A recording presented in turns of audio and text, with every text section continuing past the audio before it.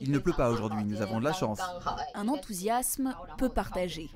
Visage fermé, regard méfiant, difficile pour ces touristes chinois pourtant en vacances de se détendre totalement.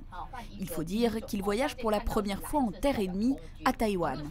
Chaque monument visité est donc sujet à controverse, comme ce matin au mémorial de Sun Yat-sen, le fondateur en 1912 de la République chinoise, que les Taïwanais considèrent, eux, comme le père de la nation. Je veux bien répondre à des questions simples sur Taïwan, sur les paysages par exemple. Vous voyez, Sun Yat-sen, il l'appelle le père de la nation. Mais pour nous, en République populaire, le père de la nation, c'est le parti. Pas question que les vacances virent au débat idéologique. Direction la Tour 101, un gratte-ciel très moderne, longtemps le plus haut du monde.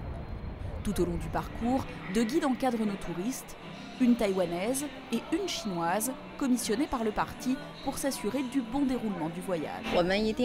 Ils sont en vacances, je les préviens avant le départ qu'ils ne doivent pas polémiquer avec les Taïwanais et qu'ils doivent laisser tomber s'ils ont des avis divergents. Je suis responsable de leur sécurité. Assurer leur sécurité, c'est parvenir à éviter tous les sujets subversifs, comme les élections, mais aussi le Falun Gong, ce mouvement spirituel violemment réprimé en Chine. Ses membres, réfugiés à Taïwan, viennent volontairement à la rencontre des touristes chinois armés de pancartes assassines contre le régime de Pékin. Ils doivent savoir que le parti persécute les gens. Et puis je pense que voir une démocratie peut vraiment les influencer. Un optimisme un peu prématuré. Vous les connaissez derrière? Ah non, je ne connais pas, aucune idée.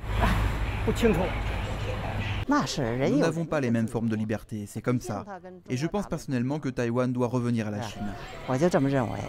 Depuis l'ouverture de l'île aux touristes chinois il y a 3 ans, ils sont plus de 5 millions à s'être pressés à Taïwan.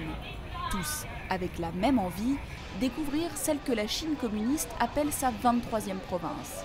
Dans les rues de Taipei, les avis sont cependant mitigés sur cet afflux de touristes du continent.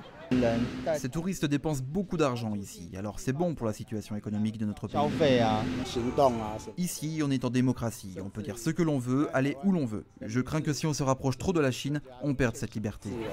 Dernière visite de la journée, le marché de nuit de Chelin et ses stands de cuisine locale.